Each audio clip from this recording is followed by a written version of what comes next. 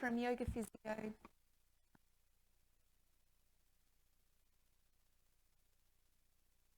Preparation required to come into Eka Raja Kapotasana. So at the end of it, if you want to come breaking it down and preparing the different parts of the body that contribute to the pose, just providing them with a little bit of opening. So start by lying on the belly.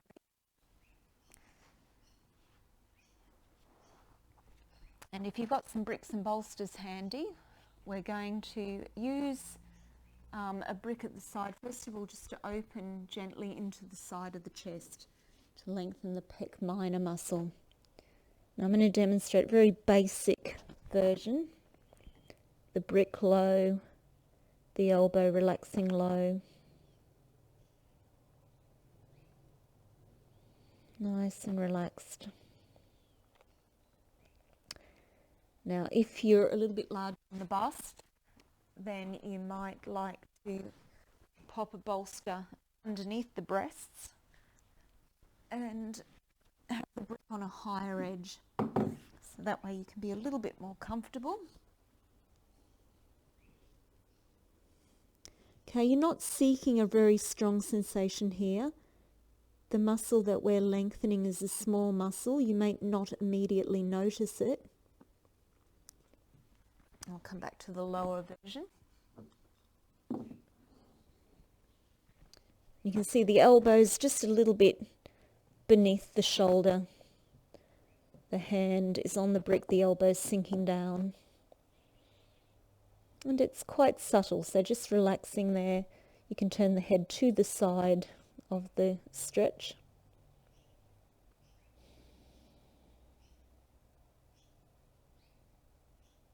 Nice, relaxed breathing.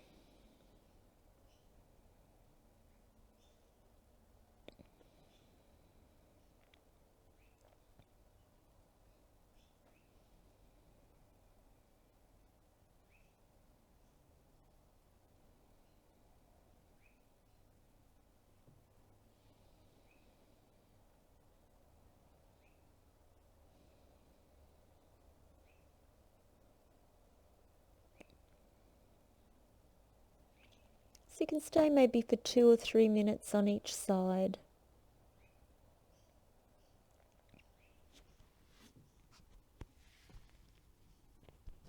So I'm going to turn now and come to the second side. I've got a brick ready there on the second side.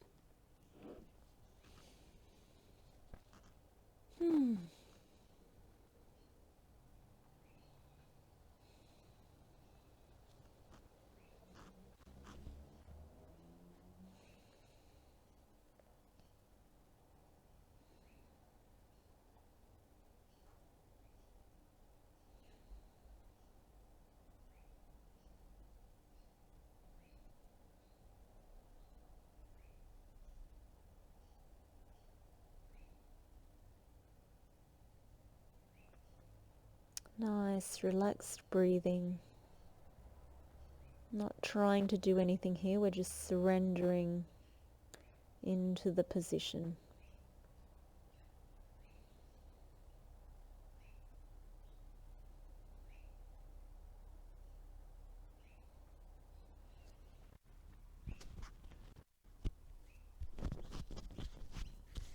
Of course, if you've got it tighter side, a little bit more on the tighter side.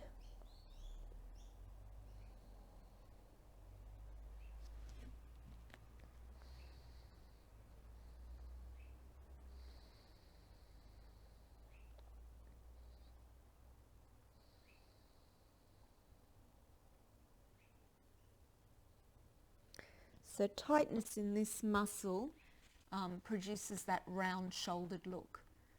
Okay, it's quite a deep muscle there. It's not the basic, the big pec muscle that sits on the front of the chest. This position specifically addresses the pec minor. Okay, so when you feel like you're happy, even side to side with that, then we'll come up from Sphinx.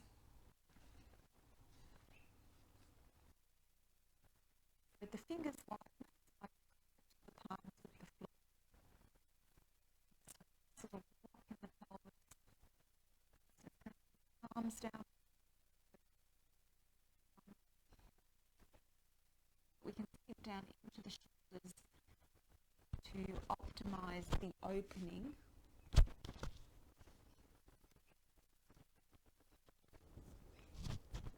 Through the upper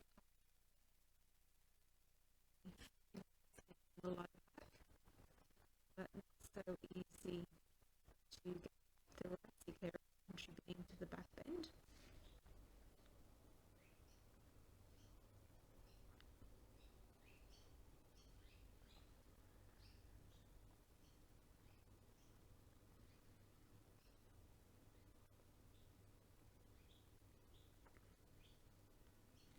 Now feel free to stay in Sphinx. Support ourselves with the right arm. We draw the left foot buttock. Okay, or if you need to give the back break, you can relax back down, lie flat. So lengthening the ground down the front of the thigh to the knee. Just gently sitting on the edge of the opening. Not forcing. The opening with all of these positions comes by persistence, not force.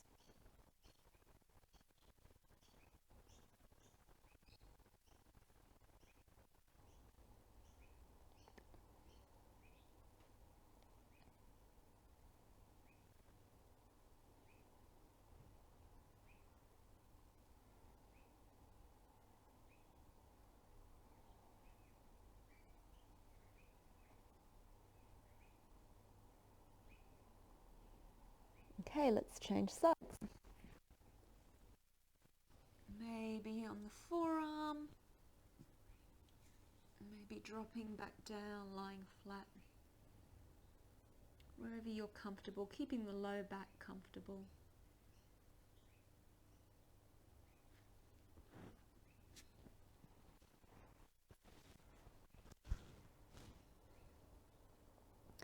Lengthening from the front of the hip down to the thigh. Just gently lengthen the knee away from you.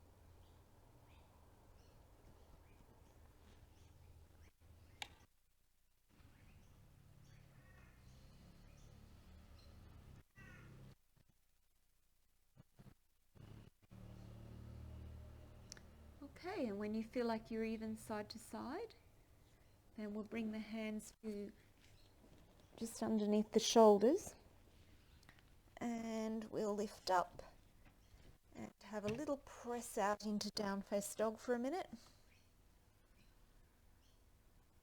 Lengthening out through the shoulders, lengthening through the back of the leg.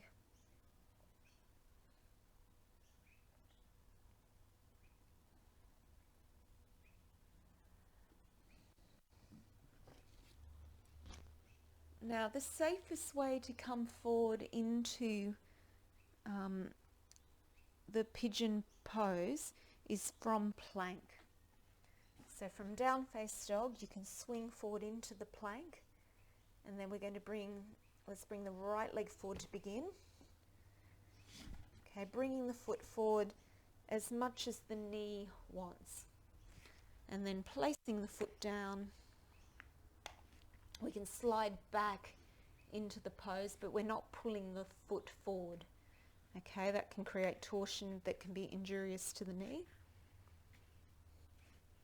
Okay, so just easing down into it, and we're going to do a restful version of the pigeon, the flat pigeon.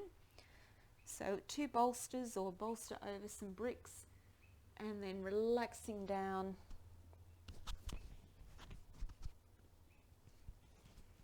And And just letting the body be supported in that position. Nice and relaxed.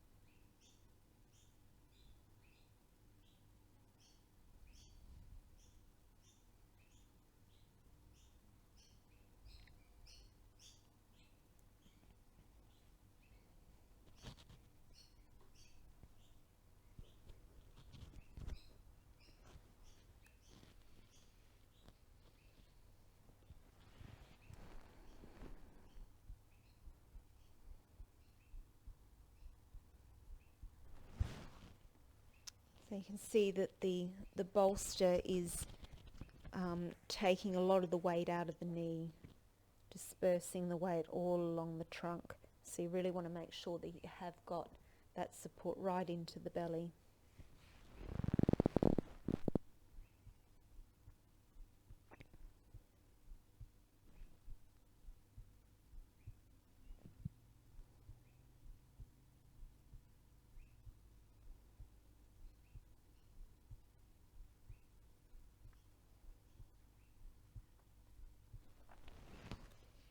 And we'll come out of it nice and safely, tucking the back toes under, lifting up and coming back into a plank, and then swinging the left leg forward to do the second side. So sliding back into the position rather than pulling the foot forward, and getting yourself nice and settled there, nice and relaxed on the second side.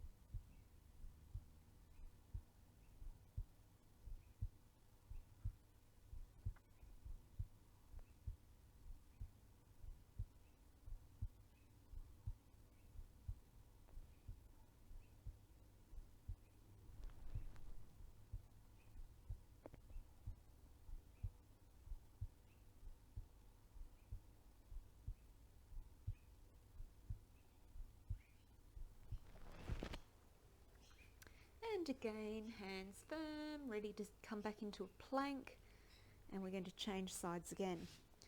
So back to plank, then right leg comes forward. We'll pop the props to the side now, except for the bricks. So we're going to come now more upright into an upright pigeon. So the heel, right heel's in the left groin, the right knee's wider than the right hip, and the foot and the thigh, or the shin and the thigh are quite close together, so there's no torsion possible in the knee.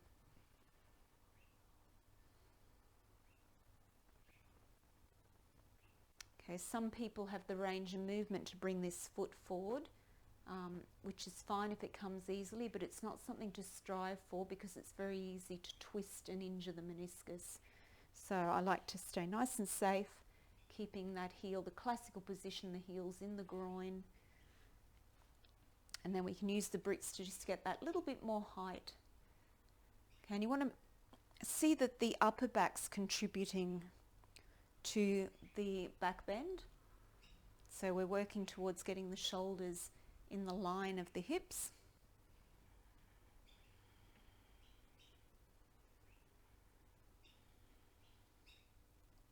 Now you might like to stay with that and then fold forward back into the flat pigeon when you've had enough of the back bend. Those of you that are feeling quite comfortable in this, bend up the back knee and you can take the hand to the foot. Now in the first instance we're going to press the foot away to carry the body more into the back bend and to open again this front area of the chest, the pec minor. Okay, keep turning the rib cage back to the front, don't be twisting to the side. If there's any discomfort in the low back, then release. So stage 1.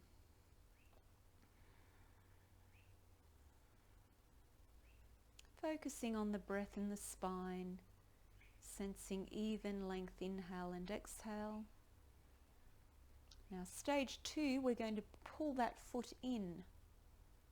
So pull the foot in towards the buttock again, keeping the chest and spine open.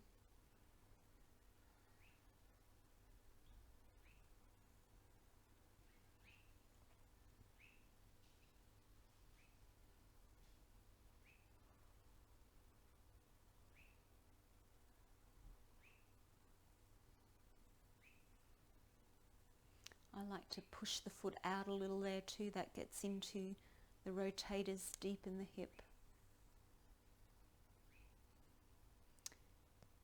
Now if you've done other practices and you're nice and warm and loose in your shoulders and you have the mobility, you could move now into the full Eka Kapotasana. Okay, so the arms come back. Actually, to come into it, you kind of wrap your finger around the big toe. I'm not warm enough now to demonstrate it, but those of you that know how to do it, go for it. Really advanced back bend there.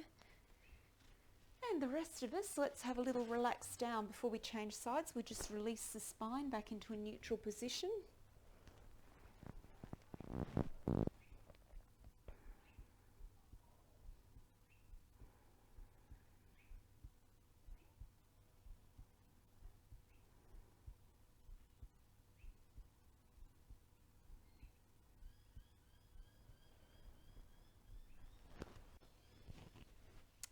Okie doke, let's change and do the other side.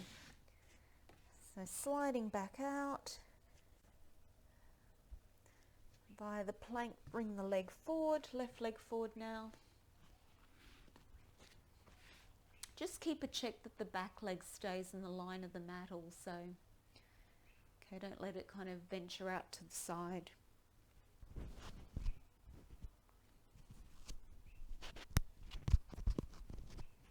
And using those bricks to try and get the lift of the front of the pelvis.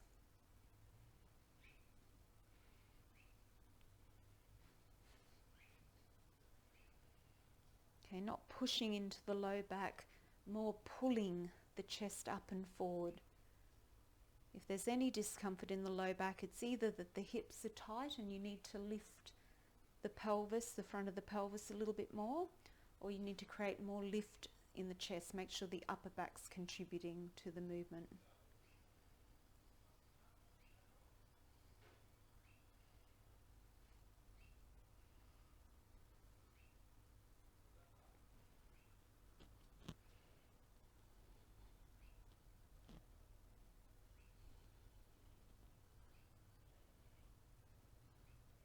Now that may be enough. You can relax, lie flat again, not pushing the body beyond its limit.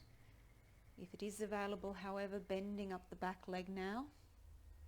In the first instance, push the foot away to carry you a little bit deeper into the openness of the extended back.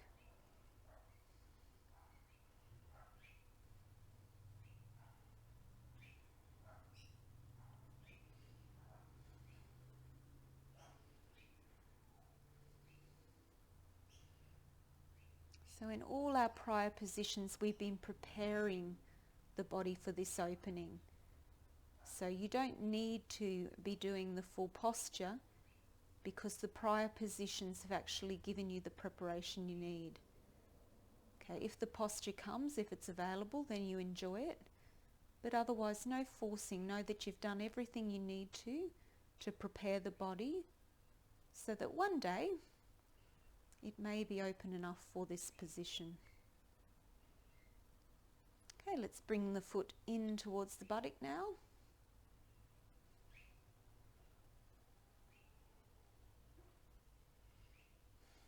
Sitting on the edge of the opening, nice, relaxed breathing.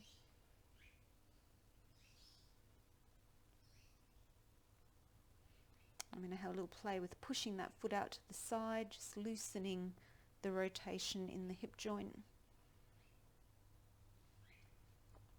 Try as best you can to keep the pelvis and the body facing the front. That little bit of twist can actually make the back uncomfortable. So if you're getting discomfort in the back, that's one of the things you check. If you've twisted, then you're going to be extending asymmetrically in the joints of the spine.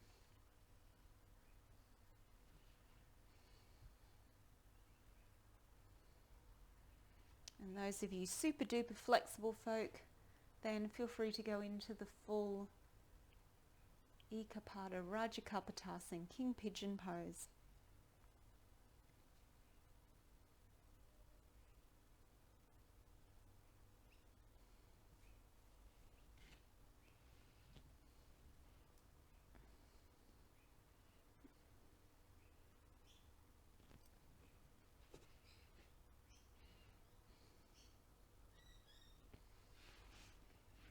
And before we come out of it again, and we'll lie flat, just releasing the spine.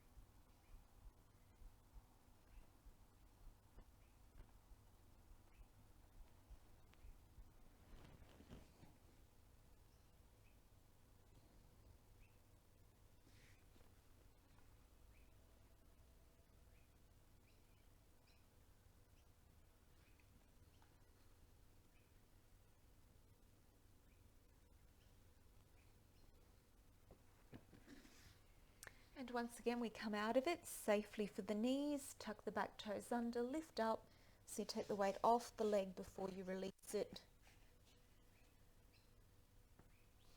And you might like to come into something symmetrical again, so child pose or lying on your belly, or a little stretch out in down face dog.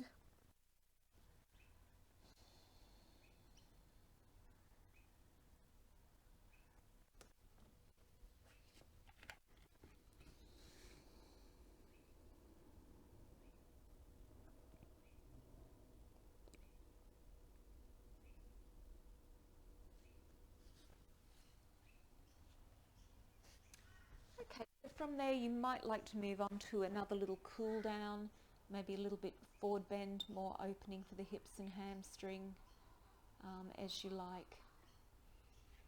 See you next time. Namaste.